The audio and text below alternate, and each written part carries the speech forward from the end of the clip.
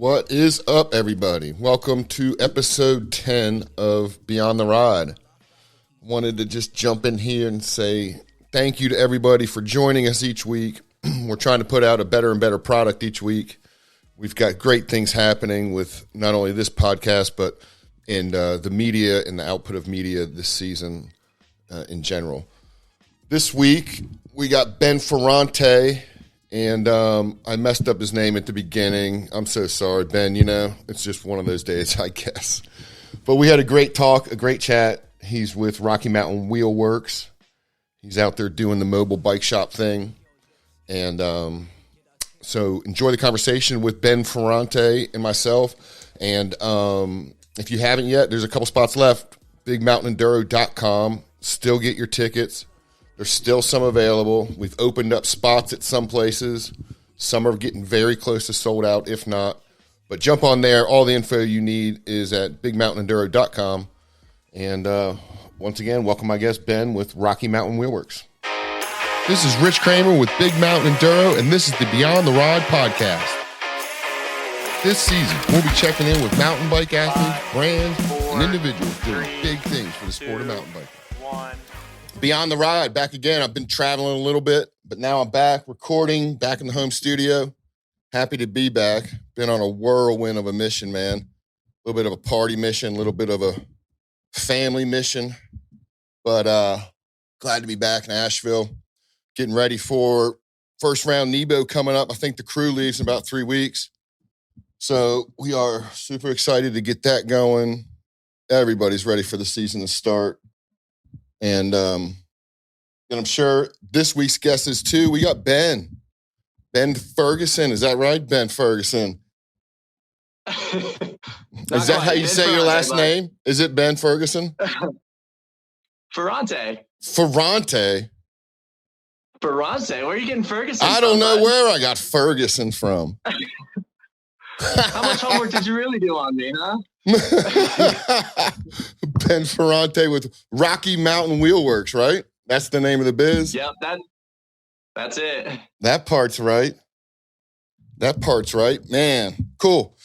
Well, we got that out of the way. Sorry for the uncomfortableness there, Ben. Sorry about that. I don't know where I got Ferguson from. Ferguson, Maybe I don't even knew. I bet you I didn't even know your last name, and I just that just got manifested somehow. I don't know.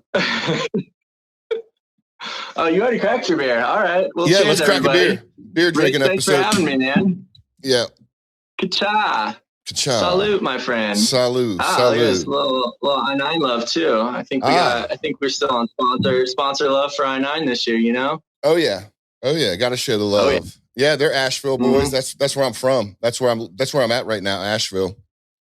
So nice, man. Yeah, they're always coming out with cool stuff. They just dropped a new wheel today. I don't know if you saw that, but the new Enduro 300 series just came out. So I'll have a couple of those in the trailer, hopefully for Nebo. Sweet. I know those guys will be there too this year. So that's cool. Yep. What's that wheel about? Is it an Enduro wheel, downhill wheel? What is it? Yeah, so pretty much just an improvement on their V3 305 Enduro. So same width, 30 mil internal, nice and strong system wheel. Main thing that they did that I've noticed is they just bumped up the actual like bead shelf, if you will, by like 45 or so %. So just much wider rim bead to help with pinch flats and just overall folding that rim over whenever you encounter those, square edge hits or big rocks and your cush core, your DH tires aren't taking care of you. They want that rim to hopefully protect you. So yeah, it looks like a pretty sweet product. That's cool. Yeah, those guys are always coming out with something new, something flashy, something sturdy. People always want the shiny spokes, man. I'm like, there's only one place to get those, and it's I-9, baby. Let's get you a system wheel from those guys. And I sell quite a few of the I-9 products. They make good stuff, and it's exciting to see them going into different things like stems and just other cool, unique things that the bicycle industry is always kind of moving forward on. So yeah, those are good guys doing good stuff down there for sure. Yeah, they are good guys, and it's cool to see everybody in the woods here too. You can see everybody with the hometown pride because everybody's got a custom color, the rainbow colors, the matching the bike colors. Everybody's into it. Yeah. Yeah. That's cool. So, yeah, man. So I just got back from your neck of the woods, or your parents' neck of the woods. Is that right? Your parents live in Key West? Yeah. Yeah. Key West, man. That's a wild place, dude. You got to, I've got to prepare myself when I go down there to see my folks. I'm like, all right, I come from altitude. I live up in Summit, you know, so I go down there with a little bit of a, gosh, I don't even know. It's not a handicap. It's kind of like almost like a bonus, if you will. And I gotta try and keep up with them. But yeah, man, it's wild down there. It's, did you go to any like parades, live music, any shenanigans you can talk about on air? No, I would love to, but no, so I got 2 little kids, and then they had spring break, and we kind of didn't plan anything. But so last minute, we got a real cheap kind of immediate flight down there, and just kind of posted up somewhere real cool. It was called the Perry Hotel, I think. It was on Stock Island, so it was like 1 block off of Key West Island. But dude, that's where my parents are. That's crazy. Stock, yeah. Stock Island, yeah. They live on a marina out there, and they live on a houseboat that's just got this beautiful like sunset view, and it's pretty special down there. It's a cool spot. And then their last name is Stockwell, so it just it plays nicely with the whole Stock Island, Stockwell kind of thing. Nothing to do with it, though. I mean, nothing. No. I wish they owned part of Key West. That'd be a good time. That'd be dangerous, though. Even more dangerous than it already is. Yeah. Yeah. Well, that marina you're talking about, I'm guessing it's the only marina there. I mean, there's only. Yeah. Sunset. I think it's called Sunset Marina or something like that. But yeah. That's right where our hotel was. So we were just kind of posted up right at that marina. Sick, man.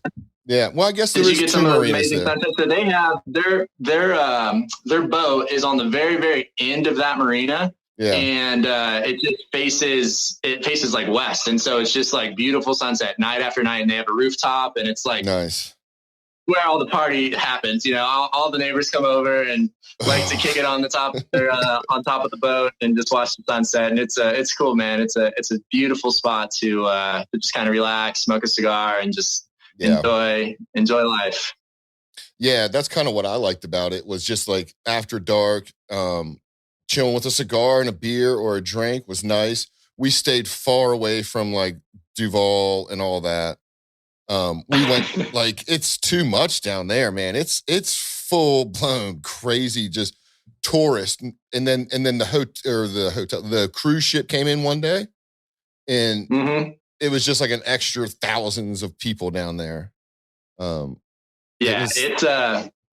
It's pretty crazy, man. Like going down to Duval and just, going bar crawling it's fun. It's, wake up, crack a beer, like, 10, 30, 11-ish, kind of similar feelings to today. I see where you're at coming from, but yeah, it's just a nice, low key, fun, just, they've got e-bikes on, so we just cruise from Stock Island down to Duval Street, so we're not driving anywhere, and we just pub crawl, watch sports, just kind of shoot the shit, enjoy being outside, man. So living up in Summit, I have a long winter. My winter's usually from like November to May for sure. We'll get our surprise storms in May, and so I usually escape down there in February to get some sunshine and just enjoy getting out of the snow, man. Yeah. Everybody I talked to this year, that's the story. The snow. Yeah. Like what's going on in the Summit right now? Honestly, the last probably 4 or 5 days, gorgeous.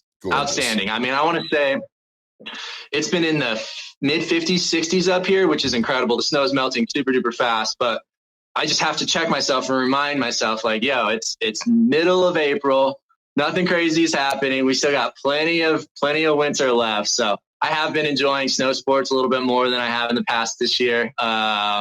I like spring skiing, man. It's fun, especially when it's 45 and sunny out and the snow's nice and soft. It's like, you're not all bundled up. You're not fighting a bunch of like tourists. You're just out there ripping laps with friends and having a good time, and just carving, goofing off. The snow's nice and soft, and it's fun. It's enjoyable. So Yeah, it's making me really anxious to get out though and ride my bike. I've been hanging out in the sunshine. I've got a nice little sliver of sun I get from like 4 to 6 o'clock around this time of year on my porch, and so I've just kind of been popping the old shirt off, sitting out there for an hour and a half, just soaking up the sun. Man, it's I'm real looking forward to it. That's cool. That's cool. What have you gotten a bunch of days in this year? I'm more about I'm a quality over quantity type of guy. I've probably gotten in 15 or so days this year, but they've been fun, good days. I usually don't ski on the weekends, and I usually don't ski if it's, below 10 degrees out. So I am a very fair weather, but that's the beauty of living up here, man, is I can pick and choose when I want to do that stuff. So I've gotten a couple days out, and I've gotten to go some new mountains. I've gone to Copper a few times, which has been fun. Exploring new areas, and going to Keystone, and just going out with different friends and different people, getting shown new lines and new zones is always a good time. So it's been a fun year. I will say it's been a fun year. I bought myself a new board in hopes that would get me out on the hill a little bit more. It certainly did. So that was a pro. What'd you go with? What board? I'm a LibTech fan, man. I love the Magna Traction. And so I got a T-Rice Pro, and I think that, I would love to ride like T-Rice one day. So I harnessed him through his snowboard and through his techniques. But I'm not a big park guy. I just, too old for that. Don't want to get hurt. So I just like skiing trees and, just having fun, kind of more all mountain style stuff. So that's a perfect board for me, and I've been very happy with it. So me too. Me too. Working on my little baby jumps and my baby spins. Nothing crazy, but getting out there, having a good time. Yeah, that's kind of my riding style these days too. Not too much craziness anymore. No more park days. Every once in a while on a special day. Do you guys have a hill down there? We got a couple, man, but I usually don't ride them. I usually head out west for a couple times. This year I've been to Steamboat, Big Sky. So I kind of hit those places. But yeah, we've got a couple here, but the conditions just got to be perfect for anything. So how long you been in Summit County?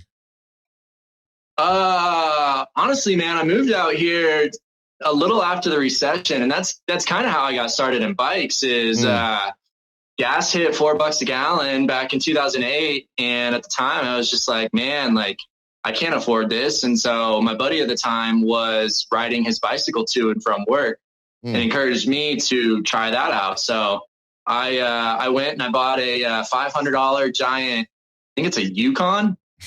It was a hardtail. And I just started, just cruising from home to work. And, that was really kind of how this was in Kansas City. That's where I'm from.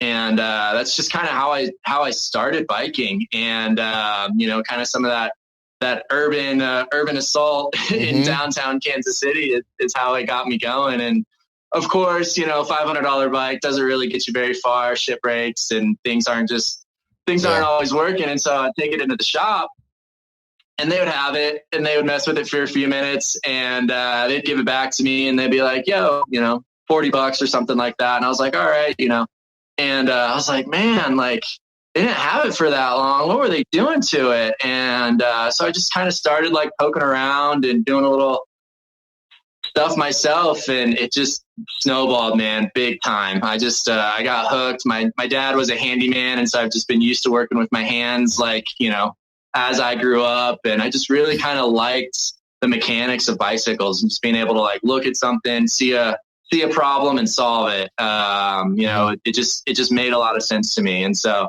it just kind of snowballed. I went and traded the Yukon in for a Cannondale with a lefty on it, put some slicks on it, changed it to a 1x9. And man, it was it was an interesting time in my life. Kansas City urban riding is kind of what got me started. And then I eventually moved out here a couple of years later, and just started, I brought that slick slick tired Cannondale out here and was like, all right, let me put some knobbies on it. And dude, I took that thing down whole enchilada. Oof, that was not recommended. Not recommended.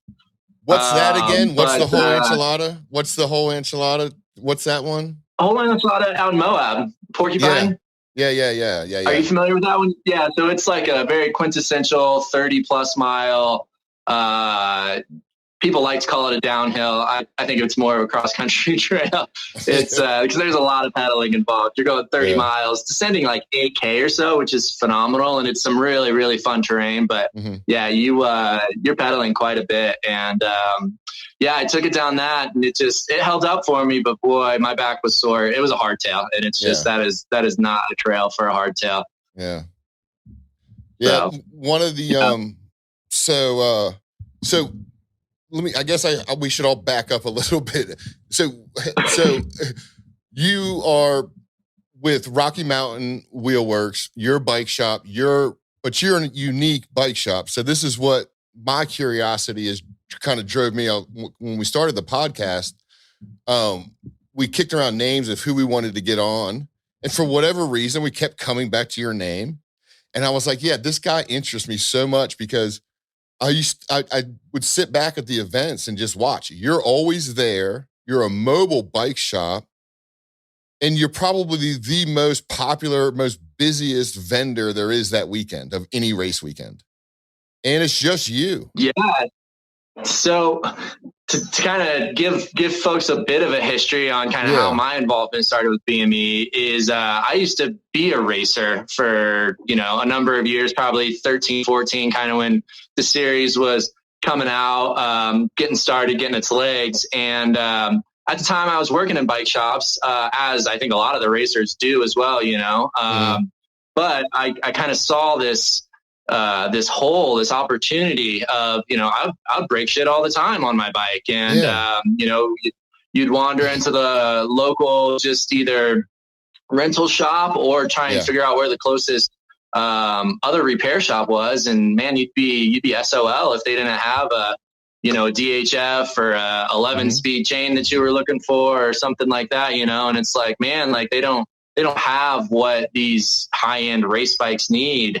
And so I kind of just like saw an opportunity there and I was like, boy, wouldn't it be cool if there was a shop right here that, was strictly servicing racer bikes. And so, fast forward a few years and me trying to figure out what I'm going to do with my life in my mid 30s and, kind of just coming up with an idea and being like, well, I'm I'd like to stay in the bicycle world. And I think this would be really cool because I'd be able to change, get to travel and, excitement, the rush of fixing bikes on for people, on the spot seems like a really unique and cool opportunity. And so I started started out with some draft paper and an Excel spreadsheet trying to figure out what I wanted to do, pros and cons of either starting like a brick and mortar shop or doing like a van like you've seen, whether that's like I think they're called like Velo. I don't know what they are, but they're just the vans that travel around and like fix people's bikes at houses. And then I was like, man, like I'm tall and handlebars are wide. That's just not going to fit. So started looking at bigger options. I looked at bread trucks, which I thought would be pretty cool. And that might be something I do in the future. But I settled on the trailer, man. And just drew it all up. And it has been it's been a wild ride. I built out the trailer in 2018. And so I had a couple years to kind of get it under my belt and then COVID hit. And luckily, we still had a couple events during COVID, but last year was the first year that really kind of felt like it was back in the mix and back on it. And so this year's stacking up to be another crazy year, races pretty back to back for me, especially through July and August and on the road, going to all different places and traveling, having fun, saving people's weekends and just having a good old time, man. It's a rush, man. I can't tell you because it is just me. And it's nice because I like to look you in the eye and be like, yes, I fixed your bicycle. If I bring somebody else in, then I have that like question of like, did they tighten that bolt? Did they do it right? Are they going to see what I'm going to see? And so, well, it'd be nice to have like an assistant, somebody maybe like, sell some tires or get somebody helped out with brake pads. the actual wrench work, I really enjoy doing myself, and it can be a little hectic. So sorry out there, everybody, for if you come up to me and I look a little stressed or I'm a little short with you, but yeah, man, I'm just trying to help out as many people as I can, as fast as I can. And just really, you know, I have to be able to diagnose the problem on the bicycle that I've never seen before and figure out if it's something that's going to be fixable in like a in a timely manner for these guys, because you know, sometimes they're, you know, Thursdays, Fridays are usually my busiest days, but oftentimes, you know, people are still racing. If they crash mid stage and break a handlebar or something like that, you know, and I've got to rip all that stuff down and swap something on. You know, I've just got to make sure it's nothing weird or funky. And you always encounter, you know, stuff. There's always stuff that's going on. You know, other people have been inside this bike. Rarely, you know, I touch a lot of very nice bicycles, which I'm thankful for. But sometimes you get in a rat nest, you know, and you're just like, man, this thing needs all sorts of adjustments or new cable and housing, or like if I fix this one little thing, it's really not gonna. It needs to be fixed, you know, more entirely. And so I try and be real open, upfront, honest with people, and just like, hey, this is your problem. These are the solutions that I can offer you right here, right now. You know, let me know. And I try and not be pushy, try and not be like a salesman. You know, I'm just trying to be there, helping people out, having a good time, and certainly encouraging people to go check out the other vendors as well. You know, Shimano has always been a big sponsor of BME, and they're always down to help people out, bleed their brakes, or throw pads or chain on for me or something like that. Because I'll have the product, but none of the vendors really sell anything. So that's something I've been able to kind of cultivate with some of the other sponsors, is like, all right, you know, I9, for instance, you know, I'll bring in some I9 wheel sets, and Dave or Thomas will put them on for people, you know, or change out bearings or whatever for folks. It's just a nice partnership with a lot of the vendors and sponsors and down there. So that is a cool thing you bring up, because that was one of my curiosity questions that I didn't have the answer to in my head. Was even watching you kind of work the whole scene is amazing. Like your brain just kind of can float and see it and handle one customer to another. And people, and some of the people like myself, I didn't understand that these vendors will help anybody out. It's not just, they're not just there for the pros. If you're carrying their product on your bike, you're there for a race weekend, you know, there's a good chance that either the factory will step up and help you out, or there's yourself that will help. So people should be encouraged, if they do have a problem, you know, step up, go see the vendors, go see the village. And chances are people are going to be very friendly to help you out. But I guess my question is, my wonder was, what is your relationship with some of the other guys, some of the other vendors, some of the other companies that are out there? You know, you carry their parts, they send them to you, you go back to them. It is quite a dance that you guys work that weekend to kind of help the racers. You guys are there for the racers. Yeah, 100%, man. So I am fully open to the public. I'll support anybody that's there. Obviously, you know, racers come first. So, yeah, you know, but that being said, I don't have a team or anything like that. So no matter who you are, I'm open to the public and there to help you out. And so, that's kind of one of the nice things about me is, you know, not all, you know, being primarily sponsored by Shimano, while a number of people run Shimano product, there's also, you know, another half of the field out there that's on SRAM parts that don't have that, you know, kind of factory level support, if you will, or the option for brake pads, or you know, if you smash a rear D on a rock or something like that. So I do try and carry a vast array of product for, you know, what I think I'm going to see out there for people. Yeah. And then, you know, I'm open to kind of working on anything and everything.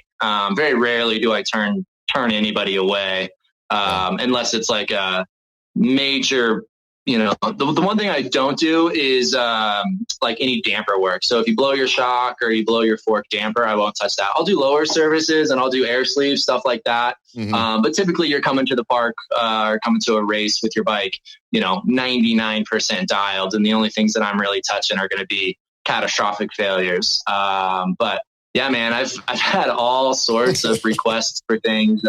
Remember last year at Ironton, I had a young kid come in, and he wanted so much work done on his bike. And luckily he came to me on a Thursday, which was great, but I was able to like pretty much completely rip his bike down to front triangle only, and replace a majority of what he had on there. I think he wanted to switch from Shimano to SRAM. And so he needed, everything. Bottom bracket, cranks, new cable and housing. He wanted to put a new dropper in there. He wanted to put a Cascade link on his Enduro. So, I mean, it was like a full blown, like rip everything apart, put it all back together sort of deal. And I'm like stoked to be able to do that and offer that like level of support to people. But you just never know what people are going to get into or what people are going to want. It's a lot of brake bleeds. Yeah. It's a lot of derailleur adjustments, and it's a lot of cush core, man. You see me over there cranking out tires. Yeah, cranking out tires, sealant everywhere.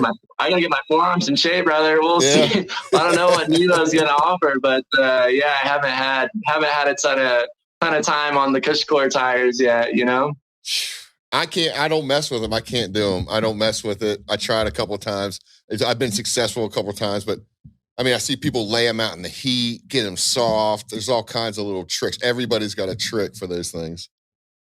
Yeah, you'll see me throw them out on the back tailgate there and just kind of warm up in the sun a little bit. Yep. It certainly helps. I have my tips and my tricks. Yeah. I've only had one time where I've had to get, I think, 3 people. There's myself and then 2 others on a tire with cush to install it. And it was I can't remember what exactly it was, but it was some like DH casing Schwalbe on a really wide carbon rim, with brand new cush core, brand new tire. And man, some of those combos are just, they are tight. And there's nothing you can do but just sit there and just work it and be patient. Like that's something that I think really helps in my mechanic life is I'm a patient person typically. And so you just kind of have to like take a deep breath and just understand like what's going on in the situation and being like, all right, I've never met a tire that I can't beat, but you just got to take some time and do it. And it's just that pressure of always being under the clock, like on the clock, I should say. And just people want their shit done fast so they can get back up for maybe last lap or a practice lap or, still racing or whatever. But, yeah, nothing like some fresh rubber on race weekend, that's for sure. Yeah, everybody loves that. And everybody's looking for that too. So, it's interesting. When I hear you talk, I'm listening and I'm going, I think you like the challenge of it. I think that's what kind of gets you going a little bit is like a challenge of it is diagnosing something quickly, coming up with a plan, and then executing the plan to make, the racers satisfied, happy, and complete. It's an interesting energy I sense coming from you off this. Like it's a challenge. I think I realized that last year after COVID and after just having the opportunity to get back out there and start working on bikes with people and being like under the gun pressure of just like, man, like I only have so much time in a weekend to like touch as many bikes as I can. And so just being able to like capitalize on that is a challenge, and I think that that's something that like clicked in my brain having the trailer now for 5 or 6 years is like, the challenge of it. And like, as you progress as a professional, you just get more kind of just like sharpen that spear a little bit more and understand like what is, what's going to be beneficial for you, the customer, and just the overall experience for, the series. And a lot of that is just, coming to people and being honest and transparent. And like, you crashed, your chainstay is broken. Yeah. I can't do anything about that. I'm sorry. If you have another buddy with a rear triangle, I'd be happy to swap it for you. But like, I can't fix anything. I can't mend anything. I can sell you new parts and I can slap them on there, but that's it. And so just being able to like look at a situation and go from like, these racers are distraught. They've spent a ton of money taking off work, practice time, lift tickets, the race entry. you know, they want to race, and I want to make that happen for them. And so being able to like take them from like a dark place, you know, where they crashed or flatted on the trail and just like all these bad thoughts came in, to just like coming down at the trailer, seeing me, cracking a beer and being like, all right, Ben's got me. He's going to take care of me, and I'll be back up there in an hour, and we'll be back in a good spot. So that certainly does bring a smile to my face and is part of the joy of the job. And the pressure that I think kind of adds to it is, you know, just making as many people happy and finish as possible for the weekend. Yeah, you're quite accommodating. It is very interesting little nook that you've carved out for yourself here. It's pretty intriguing. It really is. And then just to see you kind of live in the van life and the trailer and everything. You're usually the first guy to pull up every week, kind of get your spot, get comfy, get all your water and electricity sorted out. It's quite the interesting circus. I've been watching you for a couple of years. So my BME claim to fame is like I raced one of my biggest races of my life at Big Sky. So the year before the pandemic hit, no, it was pandemic year. I raced Big Sky. And on the start, there was a climb, and it was a kind of rough climb, and I showed up kind of late anyway, got there. They called my name already. I just kind of saddled up and pedaled up. And I didn't know this, but the day before I had a little crash, and it had messed my derailleur limits up a little bit. Long story short, the chain went over the high limit down into the wheel. And I had no idea what to do. So the chain kind of bent. It was just kind of a rough situation. And someone just kind of pointed. They were like, go see that dude, go see that dude. And the biggest problem you had, you're like, yep, I got that. But I just don't have that chain in black. Are you cool with that? I'm like, fuck yeah, I'm cool with that. Just get me back out there, man. I was like, I barely have even started. I've already had a mechanical. And your concern was, I got you, man, but it's not going to be a black chain. I was like, that's least of the worries. Just make it. It was fun. Hey man, we spend a lot of money on our bikes to look good, you know. And if you look good, you go fast. You know, I want you to be comfortable, and I want you to go fast. Yeah. That's all part of it, you know.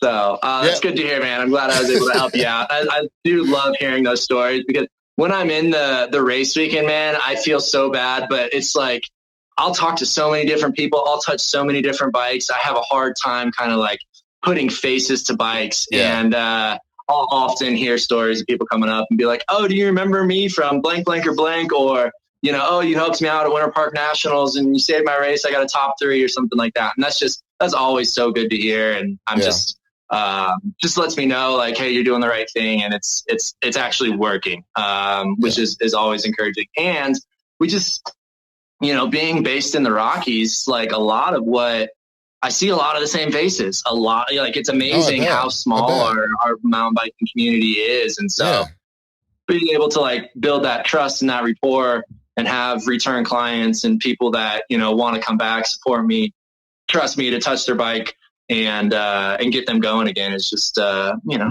makes me all warm and fuzzy inside, Rich. That's cool. Good. Warm and fuzzy is what we're about today. Warm and fuzzy. Because it is kind of interesting, because, you know, if you have a mechanical at home, you might wait till the next day or something. Like you're on your home local trails, you get a mechanical, and then you have time to bring it into a bike shop and you're BSing with someone. But I bet you see people in like states of frenzy, like eyes wide open, maybe a little bloodied, banged up, just had a crash. All they know is their shit's not working. And you're like the savior they see. So it's an interesting niche, man. I try and be like the yin to that yang. You know what I mean? Yeah. Like I'm in my little safe space. I'm kind of that like patient, relaxed. Like all right, like that's just how I need to be in my headspace in order to work on bikes. Like I need to be, you know, comfortable and calm.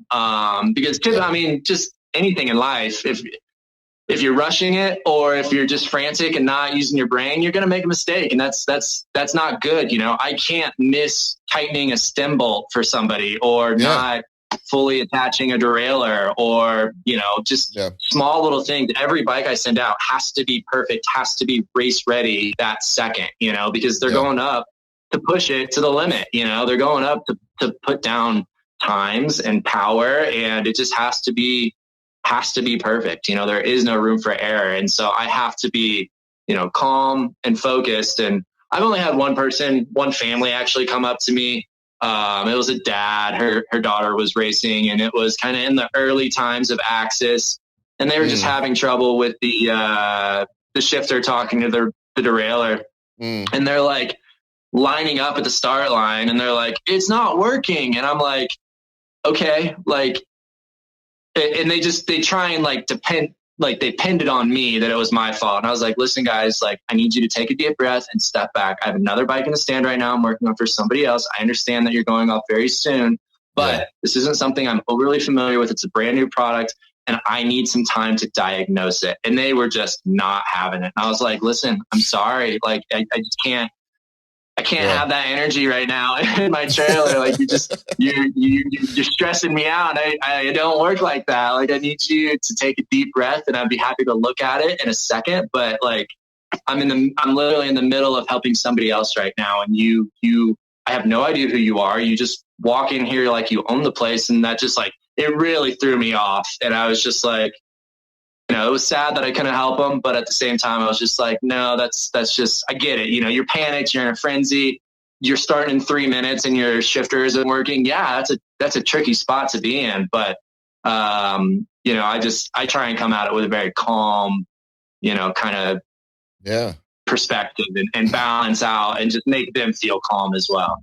My beer, my trailer's always stocked with beer in the cooler. And, I'm not saying you need to ride a couple beers deep, but sometimes it helps. Sometimes you just need to take a deep breath and just relax and understand that, hey, it's all going to be okay. We're just racing bicycles here.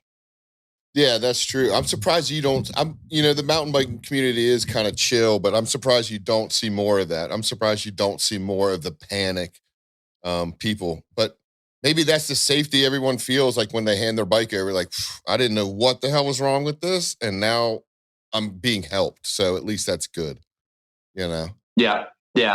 People do get nervous. I mean, certainly people are nervous and worried because they don't know what's going on. But I try and reassure them and let them know, like, hey, like, there's a lot of parts in this trailer that will get you going again. So as long as you're down to wait, and as long as you're down to let me like figure out the best like process for making this happen for you in the most efficient way, we'll get you sorted and squared away. So that's great. It's also good to just let people know, like, it spares, hey, people out there in the BME world, bring spares. Like, I don't have a derailleur hanger for the 2019 Canyon. Like, all right, like, grab one of those next time you're at the shop and maybe throw it in your pack. Maybe grab a couple. Like, listen, that could be the best advice I've heard in a long time, man. Like, have some responsibility for yourself and your bike a little bit. Don't always count on others, right?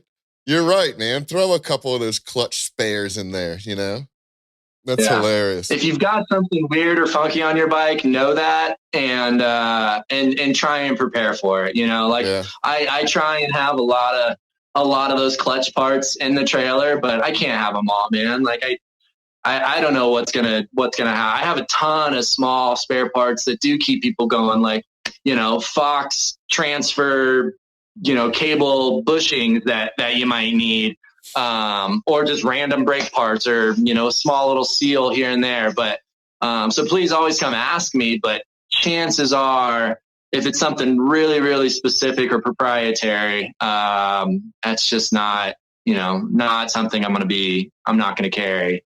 I'm not going to have. But bring spares, kids. It's it's helpful. I'm happy to slap them on there for you. Happy to change out a rear triangle. Happy to do what I can to get you rolling again, but I'm not going to have that rear triangle for you.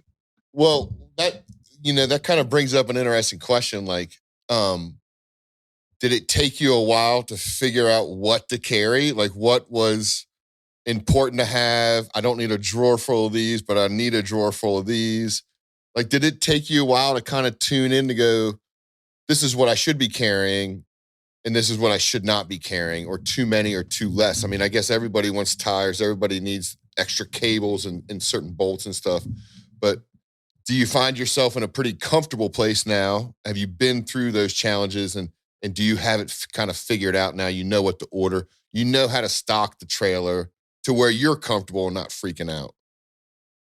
Yeah, that was definitely a a bit of a learning curve, if you will. So, just a little history about Rocky Mountain Wheel Works is as most small businesses do. They start out small, and Rocky Mountain Wheel Works started out in a living room back in 2015, and it's just building that business small, kind of bigger and bigger every year.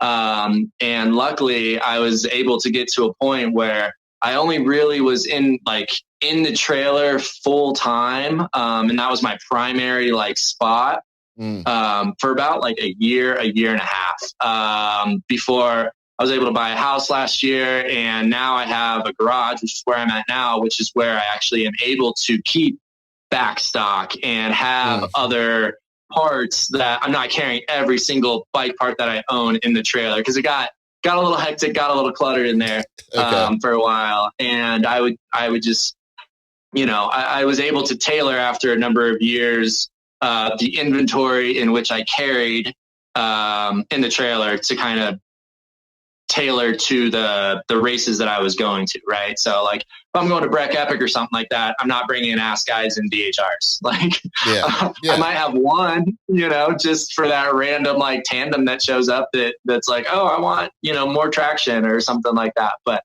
no, I tend to swap out my tire selection, my brake pad selection, things like that for different races. But since I primarily chase the enduro scene, that's, what I have mostly stocked in the trailer. And it's those things that I've learned people are going to break. And as a cyclist myself, and an avid mountain biker, it's all right, these are things that I see broken on the trail or that I've seen broken at races.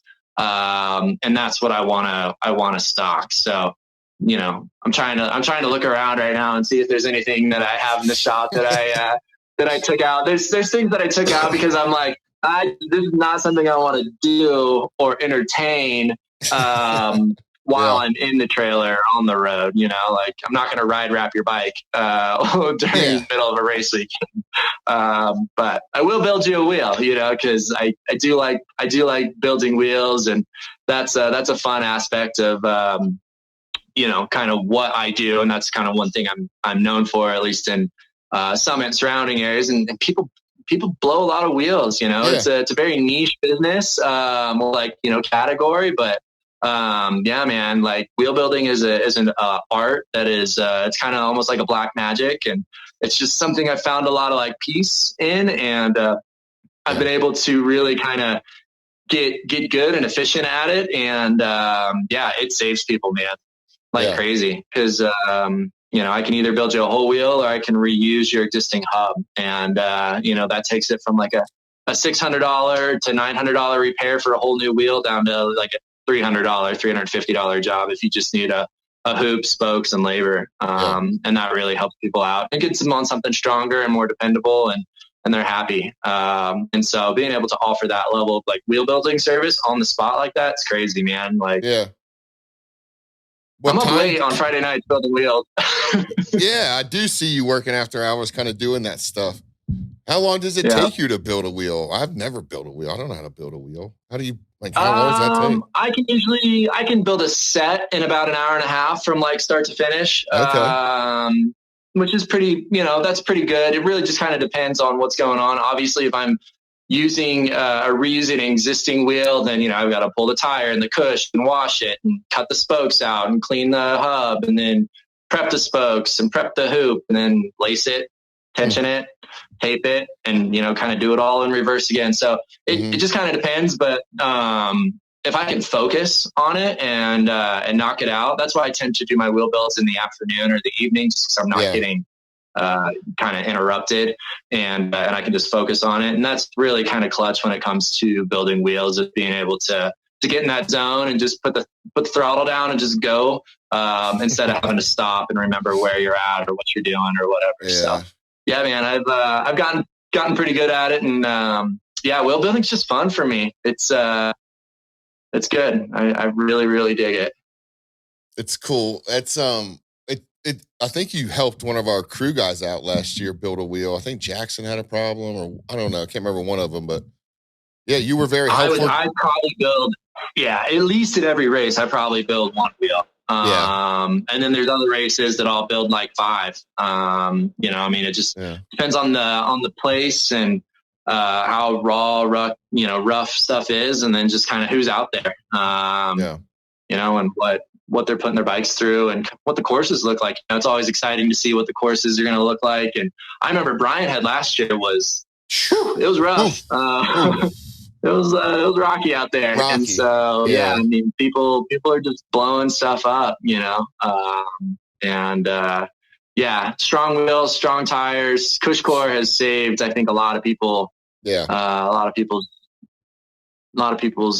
races and wheels and just tires in general. That's a pretty impressive product. And that's one area I think that like the mountain biking industry can improve, or one area that I hope to see the mountain biking industry improve is, tires have gotten good, but we just haven't really developed anything that crazy or new in the tire and wheel world recently. And $150 piece of foam seems a little ridiculous. So tell me, you've got an idea stirring around in there? I'm sure there's people listening. I'm sure there's people listening. That would be Rich. That's how I'm going to retire, is come up with something that my mountain bike industry needs. But that idea has not come to me yet. I've got some ideas cooking. I don't know if I can share them on the podcast at this point, but I'll just say in Mexico last year when I was doing the Transierra Norte, one of my buddies had a pretty sloppy burrito and was thinking about a tearaway chamois. And I was like, that's not a terrible idea, but well, that's not the only one that I've got really cooking right now. The tearaway chamois. Well, if it's going to happen to you, it's going to happen to you in Mexico. Have you been down there before? Tell me about that. Tell me about that. Tell me about that race down there. Have you been there before? Man, dude, highly recommend. So Oaxaca is where we fly into, and that city is just so rich in history. And it's a big city too, man. It's just beautiful, amazing food. Very affordable. As an American, you can go down there and live like a king. And then Transierra Norte is the race that I did, and they have a company down there. They run shuttles. They have a nice little kind of cabin or kind of area up in the woods, up around 10,000 feet or so that they take you to, and they cook food, and it's a mountain biking party. Highly recommend any sort of international racing for people. It is super duper fun. I love blind racing. I think it's super cool. I don't slap a race plate on too much anymore, but if I'm going to, it's going to be blind. Cause I just think that really levels the playing field, and it's just super fun to just, be able to, descend at, stupid fast speeds and read trail. That you have no idea what's around the corner, or what's coming up. And, it just really puts you, just hyper focuses you on, becoming one with the bike, and, just getting very comfortable on the terrain that you're on. And, man, I'm already signed up for next year. Looks like it's going to be a big party down there again. And, just a good time. Weather was phenomenal. Dirt was amazing. Steep 5,000 foot descents, like, good stuff. Big days on the bike though. And it's, it was a 4-day race. I think that's what it will be again this year. So you just have to be able to do 35, 40 mile day, 5,000-6,000 feet of climbing with a number of shuttles, but you're probably doubling what you're climbing as far as descending, because you are getting some nice shuttle bumps, but you definitely still have to put in some energy and some work. And then you have to do it 4 days in a row. And your stomach has to be tough enough to hang out with the Mexican food, And the crazy Mexican party life. I mean, have you, so Alvaro's a part of that, right? Like did you hang out with him? Oh yeah, big part of that. Yeah. Yeah. Yeah. So yeah, he likes to have some fun. He likes to throw a bit of a party down there and do some shenanigans. For sure. So I've been waiting for a good shout out to Alvaro on this podcast. He's a great buddy of mine. And anyway, what's up, Alvaro? well, I hope you're shout out hearing to this. Alvaro. Cheers, buddy. Cheers Looking forward to to seeing you, Cheers to in Alvaro. Oaxaca, and maybe again this summer at a few races. So That's yeah, right. he's a good guy. I've known him since the early days of BME, and yeah, just an outstanding kind of ambassador for the sport. Regardless, obviously doing it internationally, and I think if you mention the name Alvaro, just about in any mountain biking circle throughout the world, Yeah. you might get a hit on him or a picture or a funny story. He's a good guy for sure. He has that special ability to touch a lot of people. I had a great time rooming with him a couple times last year, and man, it was fun. So yeah, good dude for the sport. Good dude for the sport. That's one bike I will not touch anymore, though. What's that? His bike? Or is it even his bike? Yeah. Every time I see him, he's on a different bike or borrowed a bike or got someone else's bike. But he rides hard. He does ride so hard that I know he breaks the shit out of stuff. Yeah, he's come to me with some wheels that have been in pretty poor shape before, and I'm just like, buddy, I'm going to do what I can here, but please never bring this back to me. Any other on the list? Call out some more people on that list who break bikes like that. Like, that's so funny. That's so funny. I'll have to, I might, if we end up talking during the summer, if you come do like a live, I'll get some people in my head. But you know, honestly, man, people are, people have figured it out. They want to finish the race. They know what works for them. You know, bikes are always changing, sponsors are always changing, and so new parts are always getting tried and you know, kind of pushed to the limits. But a majority of the people know what works for them, and it typically is just kind of either poor line choice or bad luck that you know makes you have a bad day. You know, when you're coming out to these races, you know what you're doing. At least most of the folks do. Probably 85% of the people, this is not their first race that they've done. And, you know, they're coming out to, you know, push it to see where they stack up, you know, in a nationwide, you know, I would say BME is definitely the premier kind of enduro, race series for the North America. And so if you really are kind of in that upper echelon of speed and you want to see where you stack up against the others, you know, BME is a good spot to do that. So a lot of the bikes that I do touch are fairly high end race bikes, that people really know what they're doing. And, you know, it's been fun. I love touching it. I love seeing it. I love seeing all the new, you know, the new products and the new bikes that people come out on. And it's good to see. I love when times are so tight, man, just because it shows that these bikes are being pushed to the absolute maximum, like on every single trail with your, you know, if you're within a 100th of a second or two of, you know, Richie or those top 5 guys out there racing. You know, it's good to see those times are so tight, knowing that track is being, you know, absolutely just hammered as fast as possible on a bike. Like there's just, you know, no other place to make up time. And it really starts to make that extra pedal stroke count, or, you know, where exactly your braking points are. All those itty bitty little details really start to add up and matter. And it's just cool to see times that are super duper tight. I really like it. It's fascinating as a bike mechanic, like understanding how much like stress the bike is going through at that like particular 5-minute stage, just how perfect it has to be working the whole way down in order for these guys to compete at that like such a high level. So it's cool, man. It's an adrenaline rush, and I love to see it and be out there with, again, it's a family. It's all the racers and all the vendors and you know, just me on the road by myself sometimes. You know, it's just good. It's good vibes. Do you kind of head back to Summit County every once in a while, or are you the guy that just sticks on the road for months at a time? No, man. So I try and come back to Summit pretty regularly. Cause like while I'm doing my work on the road, I also, operate my business, during the summer and, try and help out my locals and just other clients that I have here.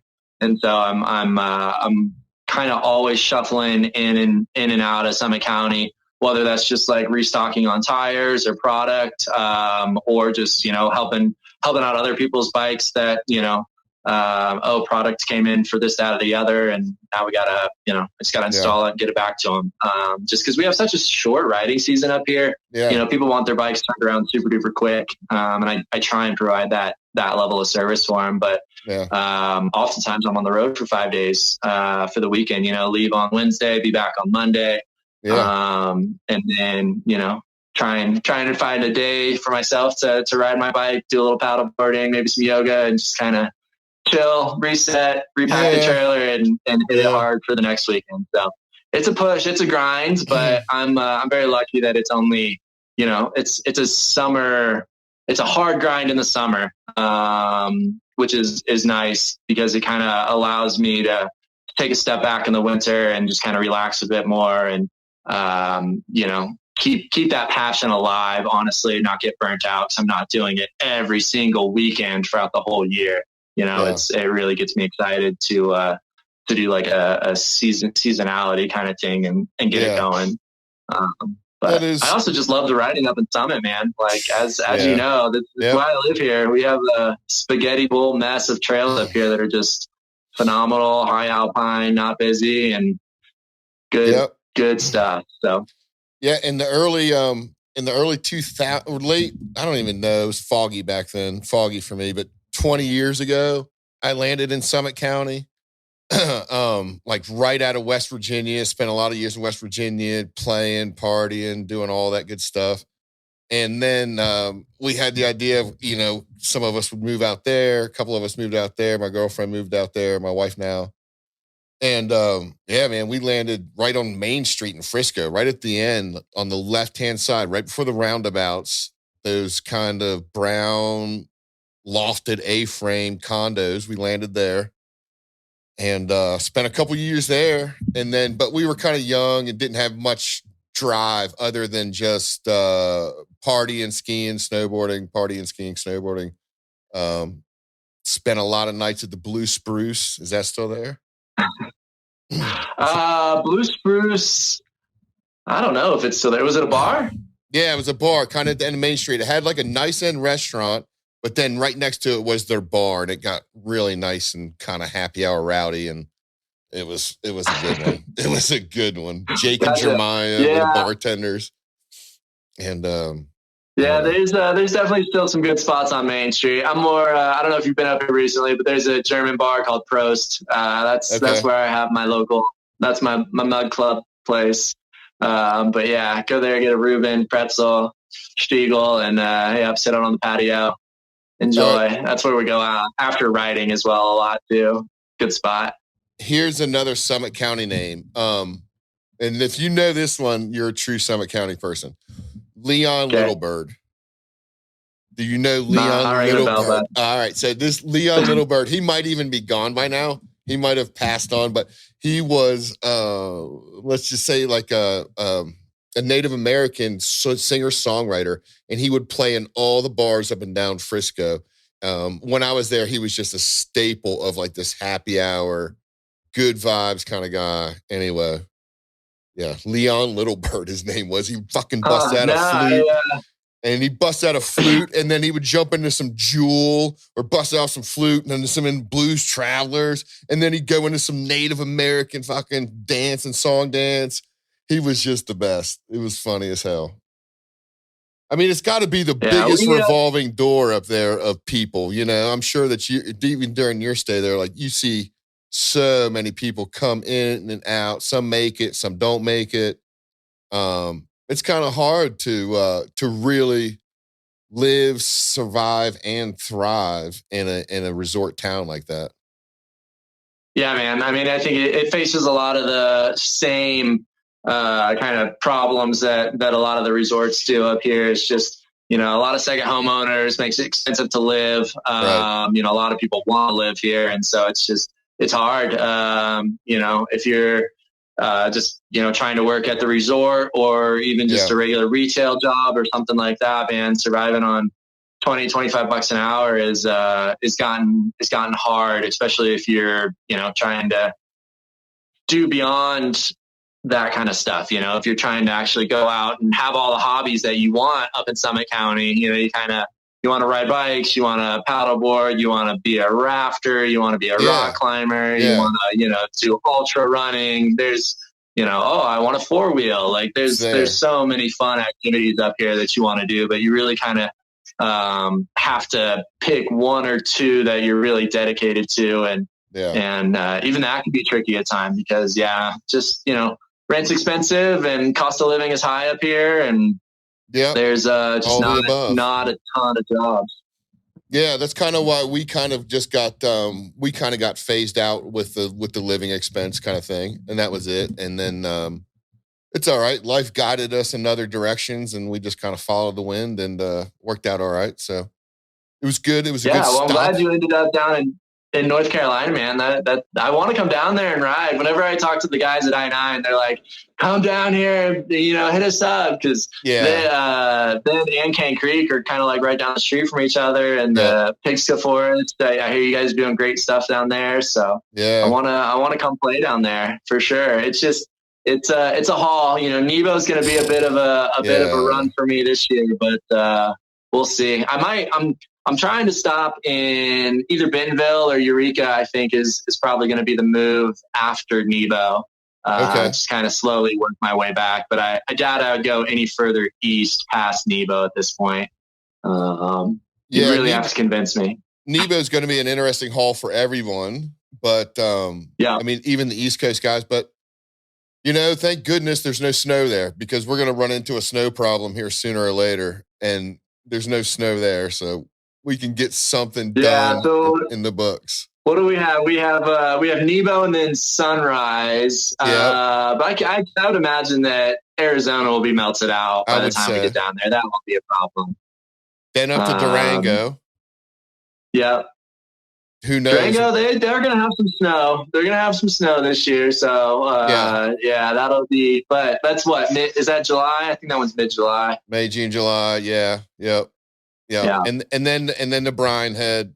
So we got some time for the sun to shine, but I mean, it's hard for my brain to even imagine how you melt 600-700 inches of snow.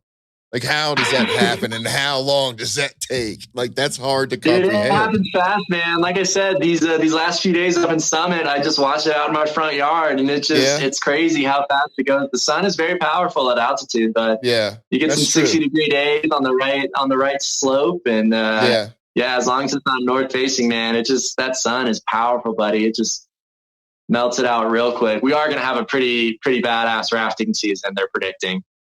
Oh, I'm sure. Yeah. Like, that's going to be a nonstop, like, conveyor belt of whitewater coming down. Yeah. It'll be a good one. Do you mess with that at Big all? Sky. Oh, I'm so pumped for Big Sky, buddy. Yeah, I know. Everybody is. Everyone I've talked to is so excited. Especially since we missed it last year. Yeah.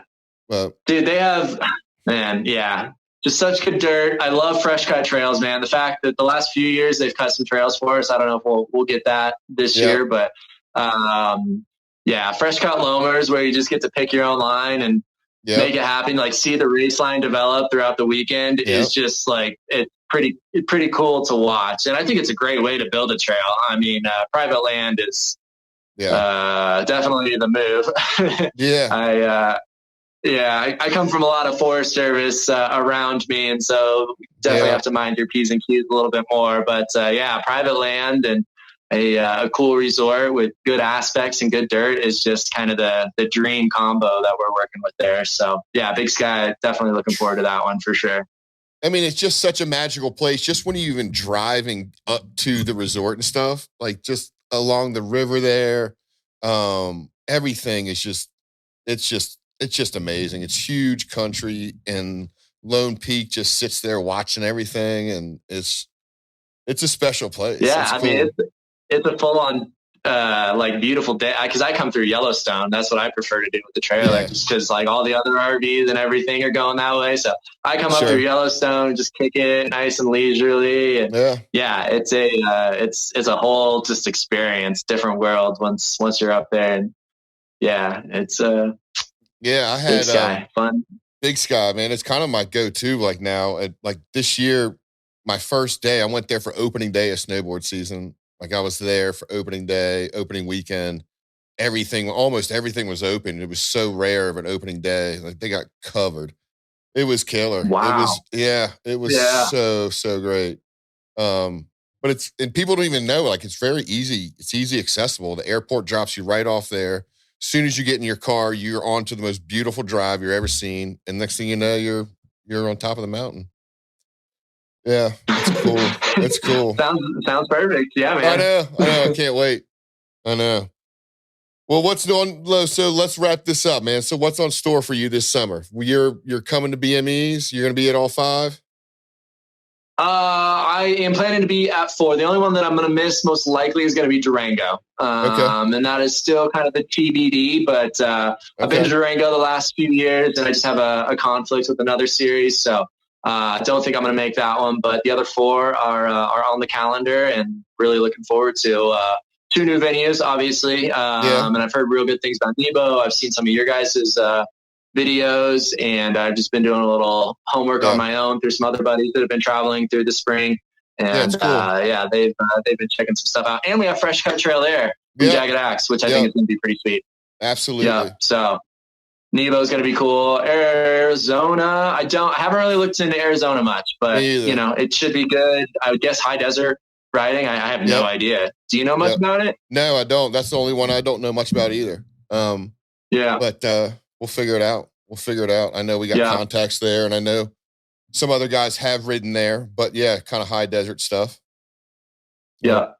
And then Brian Head, I would imagine park day, and then probably a backcountry day.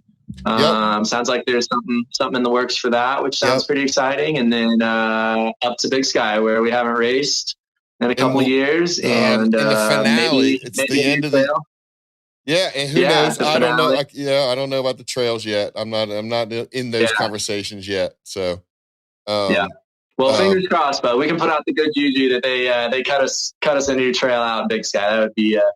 That'd be pretty sweet. But man, I'm really looking forward to it. I'm gonna go get the trailer packed up here in the next week or so.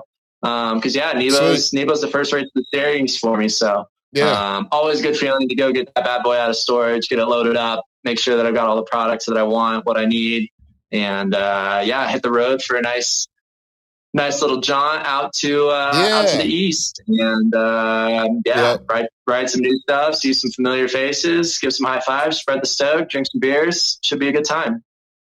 You bring all that, my friend. You bring all that. You brought all this to the episode today. So thank you so much for jumping on here with me. And I know we're going to be bringing a lot of equipment out this year. So we'll definitely do some live cast or another podcast. Be cool to set up maybe once in your trailer, crack the cooler open, and who knows, watch you build a wheel set or two.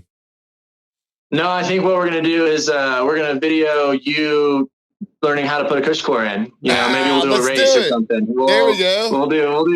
We'll do something silly. Don't you worry. We'll come up with something fun, entertaining for the people.